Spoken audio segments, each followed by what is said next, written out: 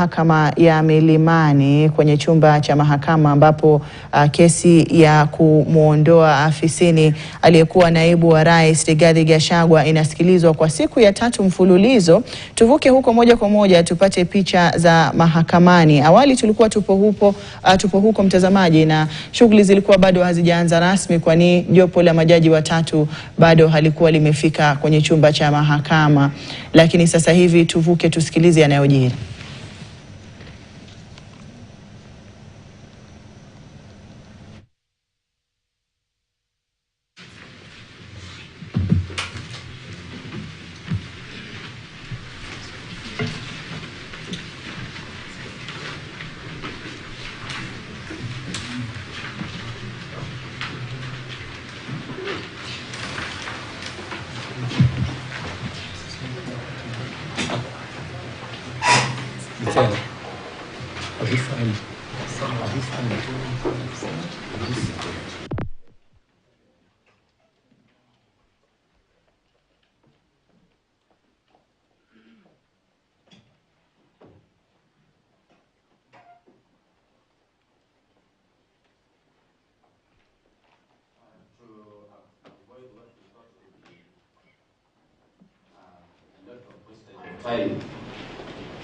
We have prepared elections which I'll be able to read. Yes. This direction concerns all the files which are before this court. We call them general directions on the consolidated petitions.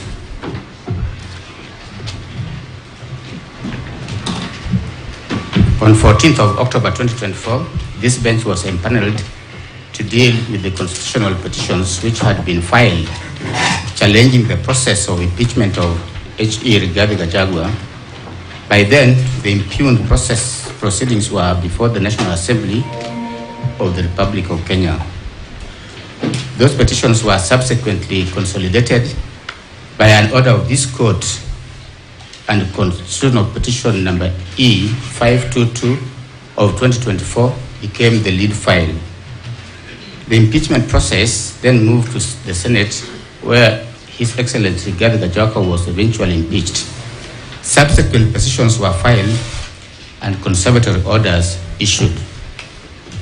Those petitions were also consolidated by an order of this court, and constitutional petition number E565 of 2024 became the lead file in the series.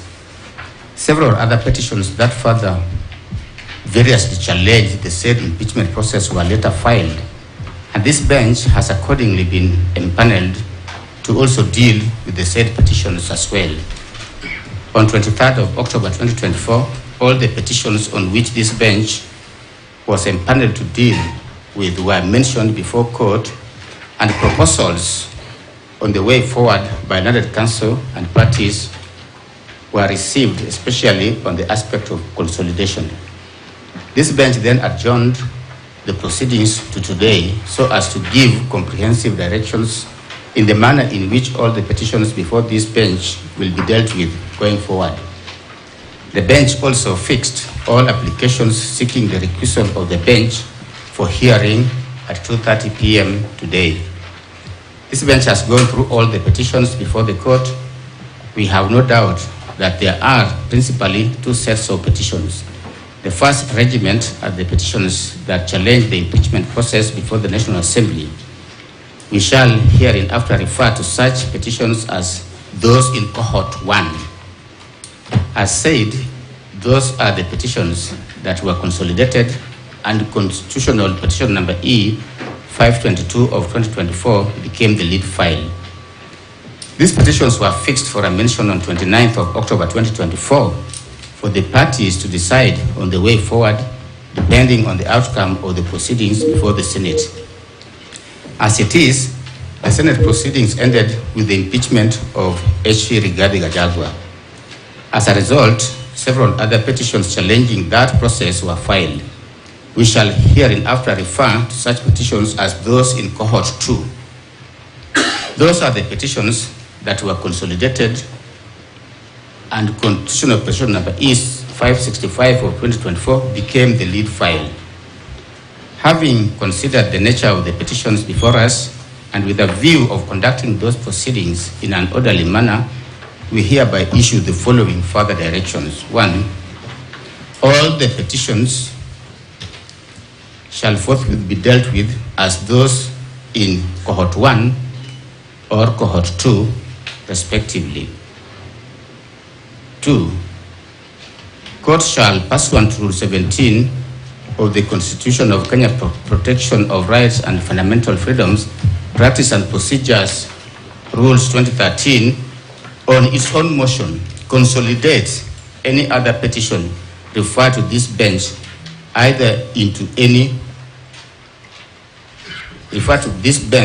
into any of the two cohorts. 3. For clarity, the petitions are hereby consolidated under the two cohorts as follows. Petition in cohort number 1, Nairobi petition number E522 of 2024, that is the lead file. Then we have Nairobi petition number E506 of 2024, Nairobi petition number E509 of 2024, Nairobi petition number E525 of 2024, Nairobi petition number E528 of 2024, Nairobi petition number E537 of 2024, and Nairobi petition number E541 of 2024. The petitioners in those consolidated petitions are as follows. 1. Rigathi Gachagua. 2. Obuli Namea. 3. Kennedy Kamithiu Gachege. 4. Dennis Okumu. 5. Simon Muchangi. 6. Peter Maina. 7. Gema Watho Association. 8. John Mugo Kiragu. 9. Njomo John. 10. Caroline Wambui Mwangi. 11. Dr. Clarence Eboso Mwaresa. 12. Wanjiru Mwangi. Those are the petitioners in cohort number 1. Respondents in that cohort are 1. The Speaker of the National Assembly of Kenya. 2. The National Assembly of Kenya. 3. The Speaker of the Senate of Kenya. 4. The Senate of Kenya. 5. The Deputy Speaker, National Assembly. 6. Honorable Moses Masika Watangula. 7. Honorable Amason Kingi Jeffa. 8. Honorable Attorney General. The interested parties in that cohort are 1. William Samoei Ruto. 2. Law Society of Kenya. 3. Mount Kenya Jurists. That is cohort number 1. Petition in cohort number 2. Nairobi petition number E565 of 2024, that is the lead file. Nairobi petition E550 of 2024. Nairobi petition E570 of 2024. Nairobi petition E572 of 2024. Kerugoya petition E013 of 2024. Kerugoya petition E014 of 2024. Kerugoya petition number E015 of 2024. The petitioners in those cohort 2 are as follows. H. Rigathi Gachagua, number 1. Number 2, Thomas Kimotho Maingi. Number 3, John Honjen Njeri Maina. 4, Hon David Munyi Mavenge. 5, Peter Gichobi Kamotho. 6, Grace Mudhoni Mwangi. 7, Clement Mchiri Murioki. 8, Edwin Munene Karioki. 9, Sheria Mtani na Shadrach Wambui. 10, Father Eddie Waiguru. From 10, you note that Father Eddie Waiguru is in the list of E570 of 2024, and there are 32 petitioners.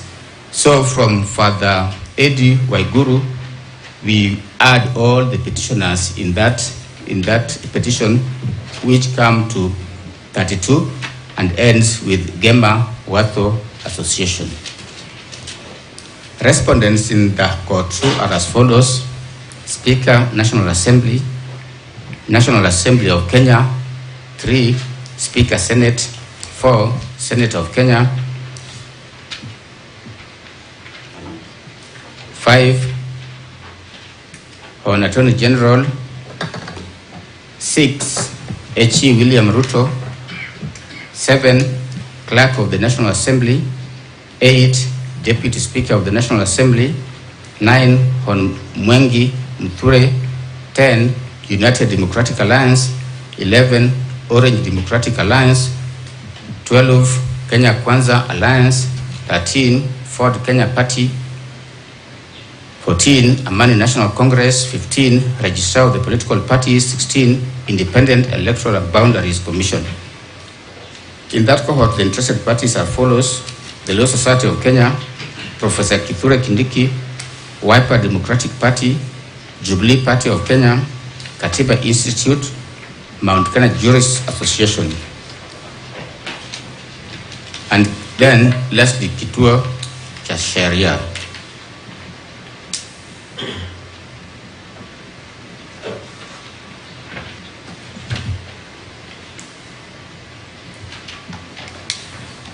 Pursuant to those, we direct that all filings and service of documents shall be done electronically through the court's electronic portal in the respective court's lead files. Parties shall accordingly ensure that they are duly marked into the system. The Honorable Deputy Registrar of this division shall assist if need be. Any counsel or party appearing in these petitions shall, before the start of any court proceedings, record such appearance in the quorum forms that shall be provided by the court assistants in this bench. Those appearing virtually shall as well log in and register their presence through the court assistants. As directed on 23rd of October 2023, any application in either of the cohorts seeking the recusal of the judges in this bench shall be heard today at 2:30 p.m. Those directions can be accessed in this court's electronic platform. These directions can be accessed in this court's electronic platform in the respective lead files. This court shall give further appropriate directions in the respective cohort's lead files as and when necessary. Thank you very much.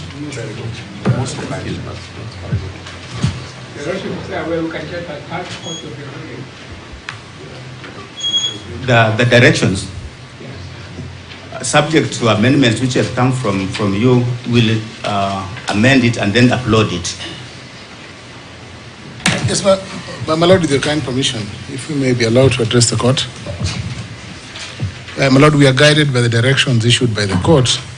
We, however, have one concern from our side, my lords. My lords, there are interim orders that were issued in Kerugoya, and in our understanding, from our interpretation, once the file was referred to this court, the orders expire today. That's our understanding. And my Lord, we are going to seek the court's guidance on the hearing of our application dated 18th October. Of course, we understand that there's a recusal application today.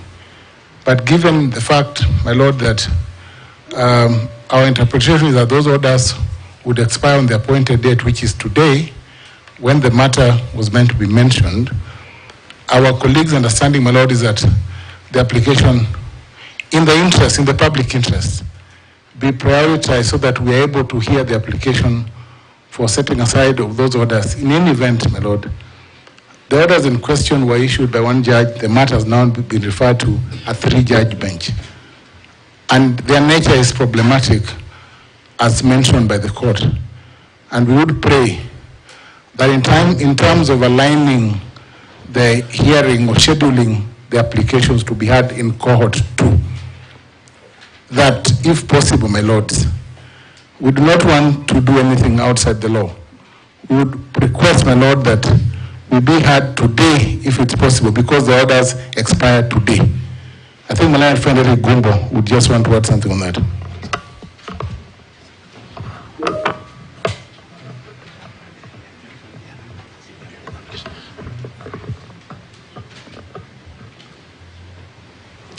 My lord, very briefly, I wouldn't want to repeat what...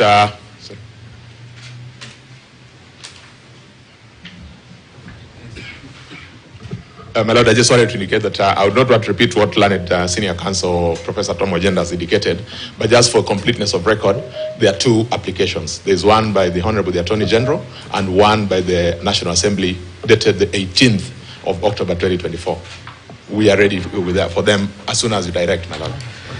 My Lord, with your kind permission, Daniel Manzo, appearing for the Law Society of Kenya and also for Wiper Democratic Party who are interested parties. My Lord, if the orders are to expire today, then that will be at midnight. My Lord, the day is not yet over. We have applications in the afternoon. We are also affected by those orders. And my Lord, I suggest after the applications today, then we can discuss that matter before the court adjourns. I thank you, my Lord. My Lord, Kibe Mungai, on behalf of the petitioners, there are two issues. You can see the senior, the team leader, Honorable Paul Muite is not with us, Senior Counsel. That is the first thing that he will deal with it in the afternoon. And as far as we are concerned, the matter is premature and the hearing and determination of that applications for the simple reason that the issue and an order had already been made that would be first dealt with by the court after its ruling of yesterday was the application for recusal. The other matters that relates to how we shall deal with the petition and we shall deal with all the applications, including the first application for conservatory orders.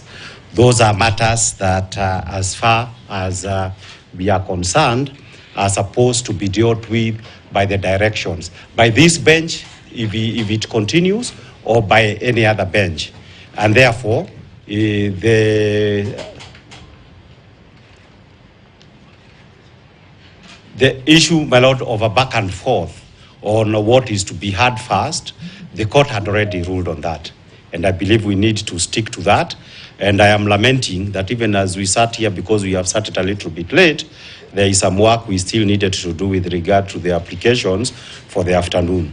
So we would like any other businesses that is supposed to be done when, for example, Paul Muite is here in the afternoon, to be dealt with in the afternoon. But my Lord, on the directions, the actual directions that have been given by the court, there are three things actually that we would like our reactions on behalf of the petitioners.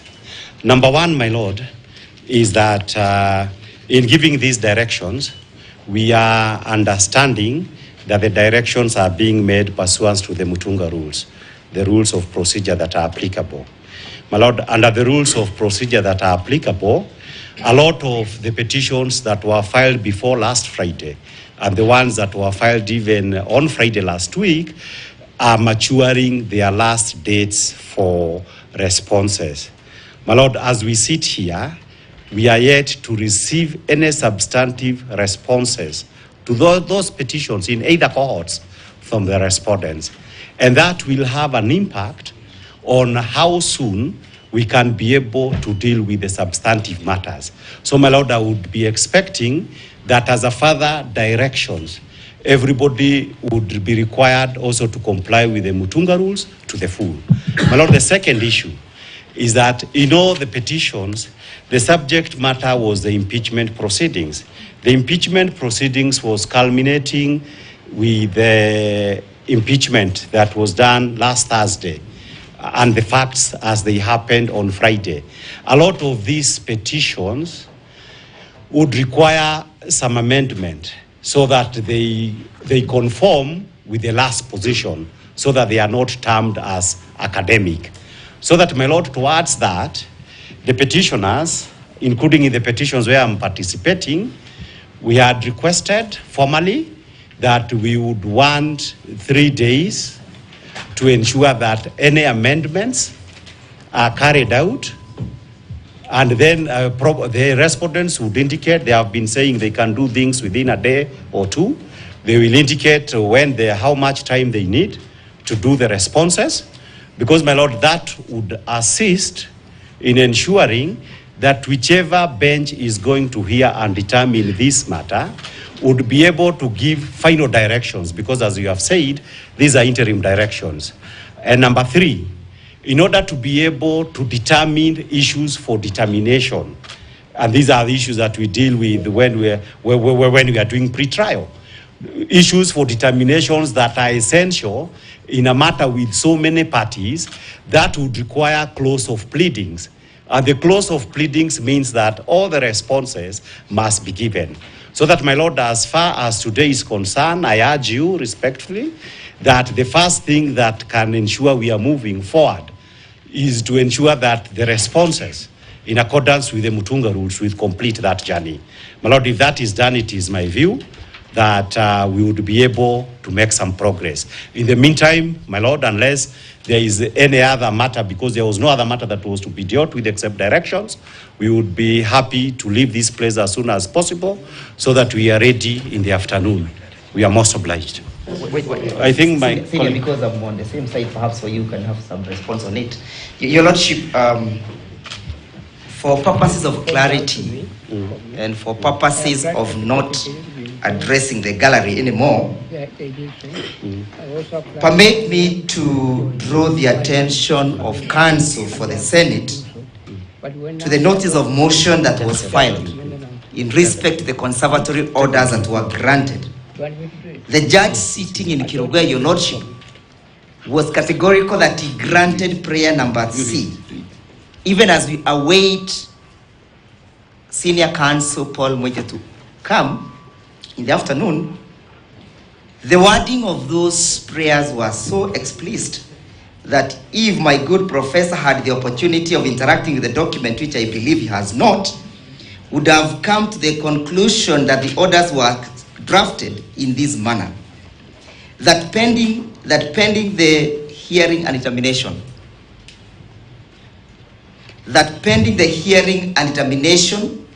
of this application inter parties, this honorable court be pleased to grant the orders that were granted.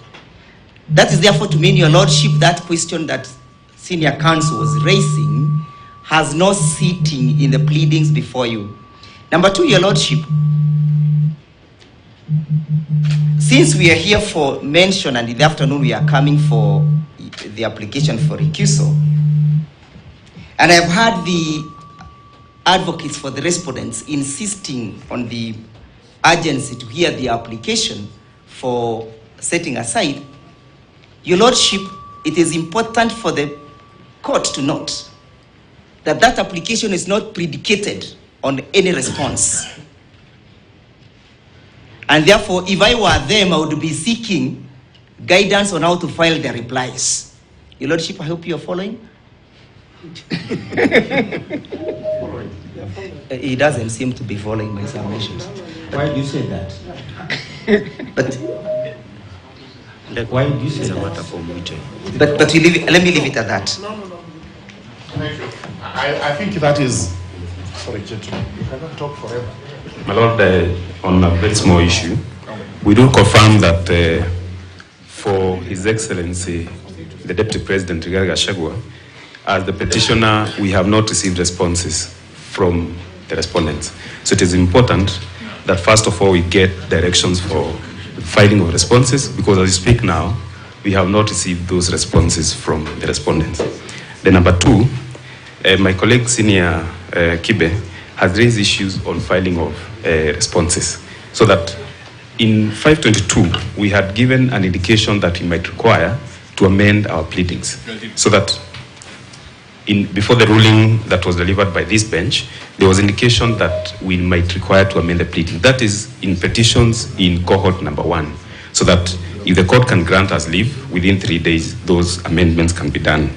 And thereafter, this can also probably affect in some petitions, cohort number 2. So it is important that we get that particular direction. Finally, my lords, this proceeding, because of the nature, the way they are proceeding, would request that probably we be provided with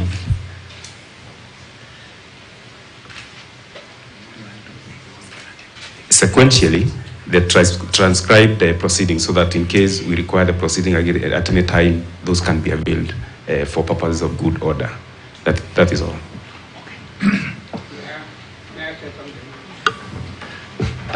With due respect to counsel, we did not intend to make today this hearing a long hearing. We have been courteous enough. We have read our directions, and I think you should let us wait for proceedings in the afternoon. Sir, I have something to say. Number one, the petitioners cannot approbate and reprobate at the same time. They are calling upon the respondents to file their responses. At the same time, they are seeking leave to amend the petitions. How would petitions that are to be amended be responded to when actually it should be the amendments that should come first and then responses follow? Number two, we brought to the attention of the petitioners that the interim order, one of the interim orders expires today, and the other one is the one we are complaining about, that it is actually aggrieving the respondents and should be set aside, the Kirogoya order. Therefore, we shall be delving into that as soon as it is practicable. And number three, the reason why we are here and from the day before yesterday is due to the applications that were filed on the 18th of October to set aside the ex parte conservatory orders. Therefore, that agency cannot be lost or cannot be clouded in whatever else they are saying. It is our position that we should actually proceed and be heard on why those conservatory orders should be set aside. Thank you.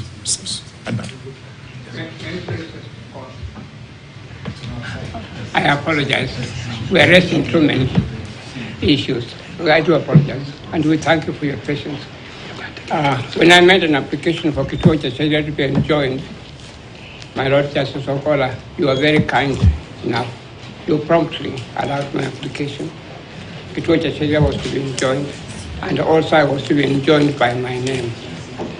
You have not mentioned my name. If you would be kind enough to include my name. Yeah. Which one? Which cohort? This, I'm sorry I don't have papers, but this one for Paul. In your own name? Yes, in my own name. John M. Hamid. And of course, Kituo has been enjoined. If you could. So you are petitioner number 8? No. Interested party number 8? Interested party number 8. Yes. That's all. Thank you very much. Thank you, my Lord. We just want to restate the position that the agency in this matter cannot be gainsaid or cannot be lost, my Lord. Under the contention that the replies have not been made, that we have not made the replies, is not correct because we have filed our responses. And my Lord, at the end of the day, the very essence that led to the empanelment of these judges will actually be lost, because then we would be going back and forth, and at the end of the day, my Lord, we will not have served the public, the greater public interest or the greater public good that led to the empanelment, which you made a determination yesterday, my Lord. We would urge that we be able to proceed and argue this matter conclusively and rest it once and for all. Thank you. We are no longer accepting any further submissions. I'm saying this, that it is not for court to direct parties when to respond to pleadings. It is not for court to direct parties when to respond to pleadings. But one thing which I can assure you, that this bench will not allow anybody to take the process of court in circles. So if you have been served the document, whether petition or an application, if you don't respond, the court is allowed to infer that you have no response. If a petition has been filed and you have not responded to it, the court will make inference that you have no response to that petition. And by the very nature of these proceedings, we all acknowledge that they are public interest proceedings. No party will be allowed to take the court in circles. So I ask you, respond to the pleadings, file your petitions, respond to them. Don't come and ask for leave in a manner to suggest that you want to take this court in circles. We meet at 2:30.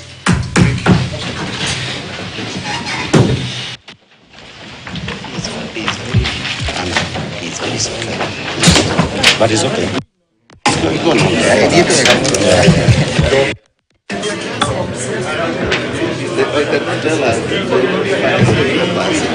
wanted the application, but then we will fight that extension. That extension, the interim order is our problem. It's our problem. We are the ones. Yeah, they should not tell us. We are going to fight. We are going to fight.